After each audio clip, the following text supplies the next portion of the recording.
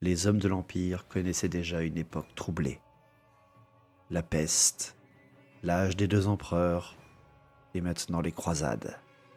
Il restait cependant des régions alliées l'une à l'autre. Un parfait exemple de cette époque est l'Ostland et l'Ockland, les régions nord-est de l'Empire. Mais une nouvelle menace allait s'abattre sur les hommes de Sigmar. Une menace qu'ils ignoraient.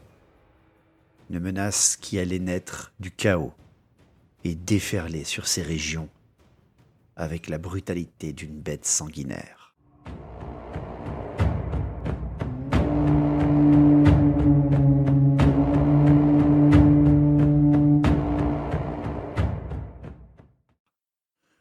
Depuis l'avènement du chaos, les hommes-bêtes sont partout.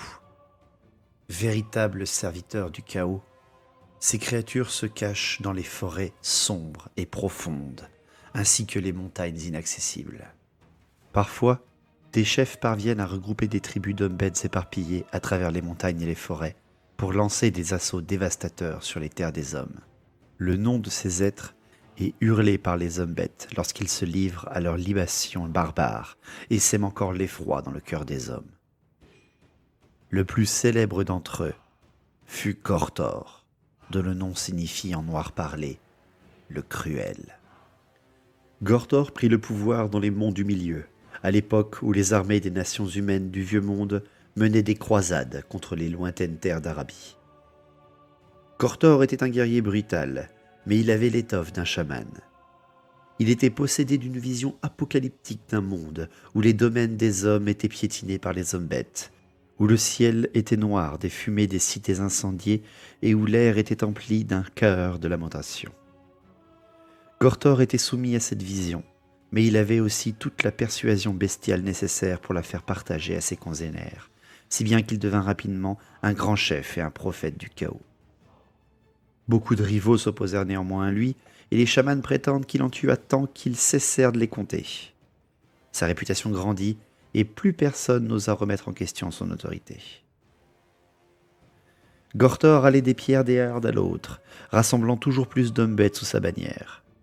Les bandes le suivirent, chacune prête en serment sur sa propre pierre des hardes de le servir jusqu'à la mort, et il se retrouva bientôt à la tête d'une armée comptant plusieurs milliers de combattants. Il se prépara durant plusieurs mois, construisant des chars aux formes grossières, appâtant des harpies avec des cadavres afin qu'elles suivent ses hordes et rassemblant les chiens du chaos qui hantaient les monts du milieu. Gortor fut enfin prêt. Telle une inexorable tempête, ces hordes s'abattirent sans prévenir sur les terres environnantes les monts du milieu, que les humains appellent l'Ostland. Cette fois, les hommes-bêtes n'étaient pas venus pour piller et massacrer quelques villages isolés. Ils étaient là pour anéantir les provinces du Nord une bonne fois pour toutes. L'Ostland fut la première province à souffrir de la colère de Gortor et de sa horde. Descendant des monts du milieu en direction de l'Est, l'armée s'étendait d'un horizon à l'autre. À sa tête, Gortor paradait sur son char, et sa propre harde était pareillement équipée. Des Razorgors aussi massifs que des mammouths dispersaient les gores devant eux et faisaient trembler le sol sous leurs pas. Au milieu des rangs marchaient de puissants minotaures que la soif de sang faisait écumer. Des meutes entières de cigores assoiffés d'âme et de gorgons avaient été invoquées par la magie des chamans de la harde. D'autres créatures gargantuesques marchaient avec les hommes-bêtes, si hautes que les hommes voyaient leur mort approcher de loin. Gortor laissait un sillage sanglant derrière lui. Il inspirait une telle terreur que l'on racontait qu'il était un démon incarné. Hommes, femmes et enfants étaient massacrés sans pitié. Les châteaux et les villes étaient rasés, et la fumée des bûchers emplissait l'air. Les armées qui tentèrent de mettre un terme à ces ravages ne firent qu'alimenter les minotaures en chair fraîche et laisser leurs os au croc des chiens et des harpies. Chaque nuit, les hommes-bêtes festoyaient sur des monts de chair fraîche dégoulinant encore de sang chaud. Les Ostlanders furent quand même de rudes combattants. Prenant position aux Osterfors, à l'est, et fortifiant Wolfenburg, leur capitale, ils attendaient les renforts de leurs alliés, les Kislévites. Ils remarquèrent également que la horde de Gortor poussait déjà vers le sud en direction de la capitale, et que l'effort tenait bon. Cependant, l'inexorable marche en avant des hommes bêtes semblait inarrêtable. Aux yeux des hommes, cet homme bête semblait vouloir exterminer le genre humain pour de bon. Il devint rapidement une terreur sans nom. Rapidement, Wolfenburg fut encerclé. Des milliers de réfugiés Ostlanders partirent à l'est, formant des bandes guerrières défendant les derniers territoires qui leur appartenaient. Mais ils comprirent que les hommes bêtes ne s'arrêtaient pas là. Ils continuaient maintenant en direction du sud-ouest, droit sur l'Auckland. Laissant l'Ostland dévasté derrière lui, le ciel mêlé de fumée noire et de harpies se disputant les derniers lambeaux de viande humaine, Gortor continua son chemin. Néanmoins, alors que les monts du milieu n'avaient pas encore disparu de l'horizon, il trouva sur son chemin une autre armée. Il ne s'agissait pas cette fois d'une troupe de soldats humains, mais d'une vaste horde d'orques noirs, chacun plus massif qu'un gore adulte, et engoncé dans une armure de plate noire. Gortor eut une révélation des dieux sombres, et comprit que le chef de l'armée adverse désirait l'empêcher de saccager les terres du vieux monde. Son ennemi semblait être arrivé ici par de quelconques tunnels abandonnés anciennement par les nains. Mais cet ennemi devait être abattu. D'un rugissement bestial qui se fit entendre jusque dans les monts du milieu, Gortor ordonna à ses troupes de charger. Vociférant de plus belle, l'orque noir fit de même. En un instant, les deux ordres s'entrechoquèrent. Les combattants n'avaient que faire de stratégie ou de subtilité. Chacun ne cherchait qu'à abattre l'autre par la force brute et le poids du nombre. Alors que la mêlée devenait un gigantesque marécage de chair et d'acier, les deux chefs de guerre finirent par se rencontrer. Le général Orque Noir dépassait en stature Gortor, mais ce dernier avait toute confiance dans le fait que la puissance du chaos était sienne. Alors même qu'il invoquait les noms interdits des dieux obscurs, l'Orque Noir en appela à ses propres divinités primitives, et le duel commença. Le duel fut d'une violence extrême, l'Orque Noir égalant le pouvoir de Gortor. Mais, se faisant aider par les dieux, l'homme bête réussit à tuer son adversaire. Voyant tomber leur général, les orques noirs succombèrent à la confusion et à la panique la plus totale. Les hommes bêtes, quant à eux, enhardis par la victoire de Gortor, se jetèrent sur leurs ennemis avec des forces décuplées, si bien que pas un pauvre ne survécut à la bataille. Le combat contre les orques noirs donna aux humains un peu de temps pour rassembler de nouvelles forces. Le comte électeur d'Ostland, allié aux Kislevites, envoya des troupes pour épauler les futurs défenseurs de l'Auckland, dans l'espoir que ces armées combinées suffiraient à vaincre l'ennemi. Malheureusement, les renforts tombèrent dans une embuscade et furent défaits par une bande d'hommes bêtes à qui Gortor avait donné l'ordre de garder les routes de l'Est, car il avait reçu une nouvelle vision qui lui révélait le piège que ses ennemis s'apprêtaient à refermer sur lui. Sachant que son flanc est était désormais sûr, la horde bifurqua en direction de l'Auckland et dévasta les fermes et les cités de cette région.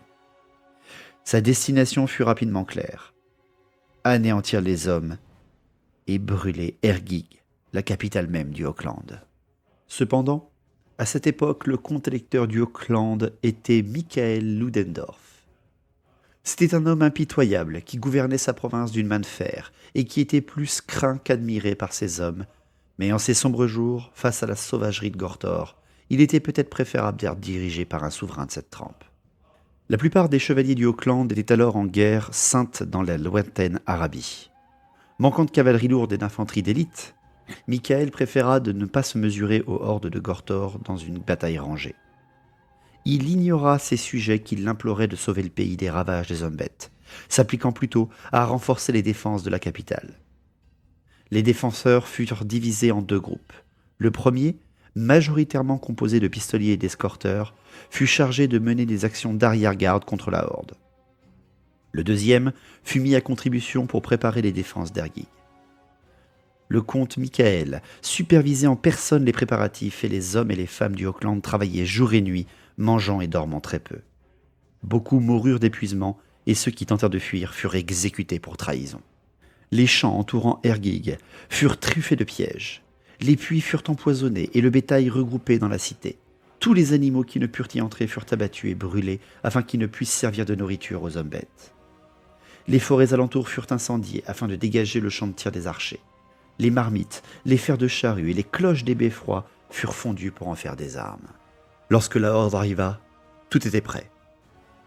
Il fallut 3 semaines de lutte ininterrompue pour se frayer un chemin à travers les ingénieuses défenses préparées par le comte.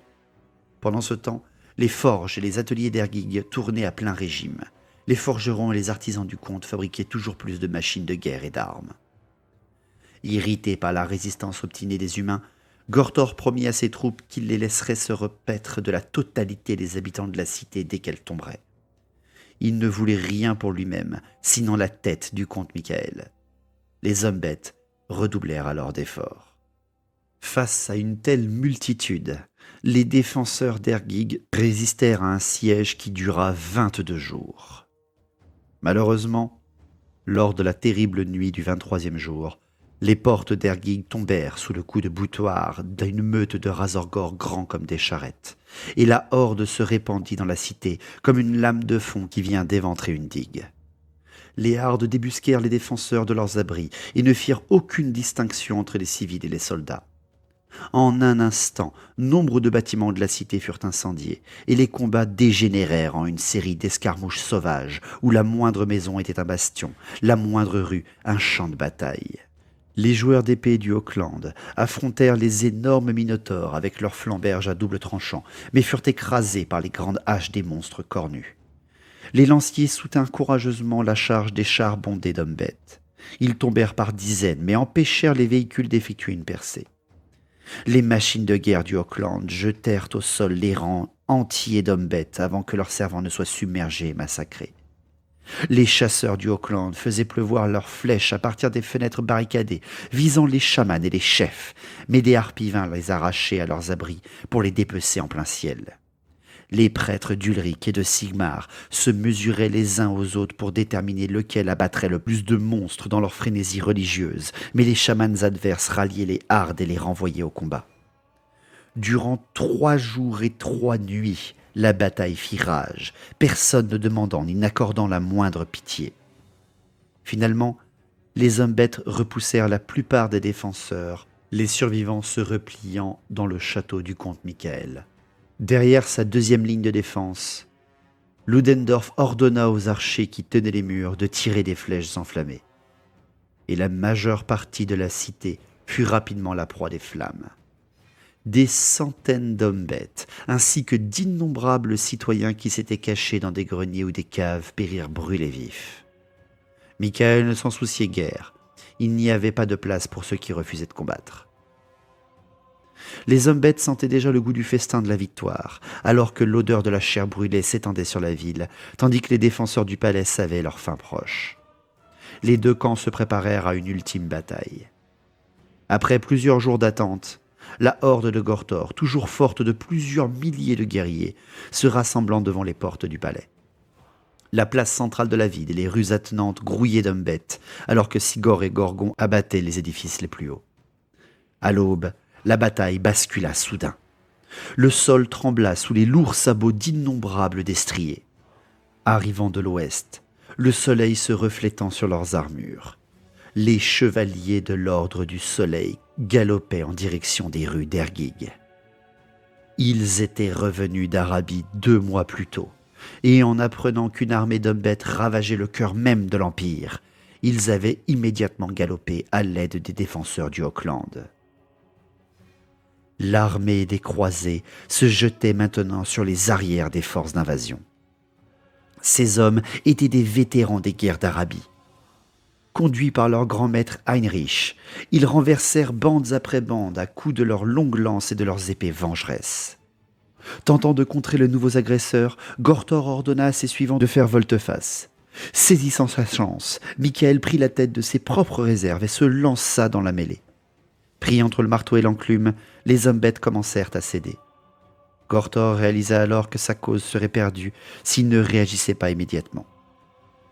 Protégé par ses gardes du corps Bestigor, il entra en transe au sommet de la statue d'un empereur d'antan et tendit les bras vers le ciel cherchant l'aide des puissances du chaos. Alors que la bataille autour de lui faisait rage, il hurla des incantations dans le sombre langage du chaos. Il ordonna à ses bestigores de l'amener le plus près possible du comte Michael, et les énormes hommes-bêtes s'ouvrirent un chemin sanglant à travers le champ de bataille, jusqu'à ce que leur seigneur aperçoive le comte électeur au milieu de ses hommes. Gortar se lassa en avant et défia le comte Michael en combat singulier. Ce dernier, malgré les avertissements de ses capitaines, releva le défi. Les ennemis s'affrontèrent durant près d'une heure sur les marches du palais. Il sembla que Michael allait céder devant la fureur des assauts du gigantesque hobbit, mais il arrivait toujours à parer in extremis les bottes fatales de son ennemi. Gortor lui asséna alors un coup tel que son bouclier fut éventré et que son armure ancestrale fut transpercée de part en part. La lance empala l'humain, et l'homme-bête usa de toutes ses forces pour soulever son corps à bout de bras, le laissant glisser le long de sa hampe.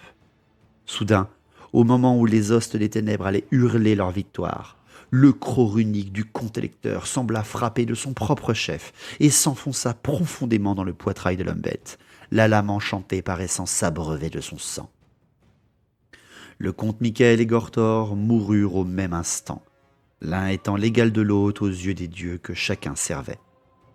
Les hommes-bêtes, qui croyaient leur chef invincible, furent pris de panique et s'enfuirent dans la campagne environnante.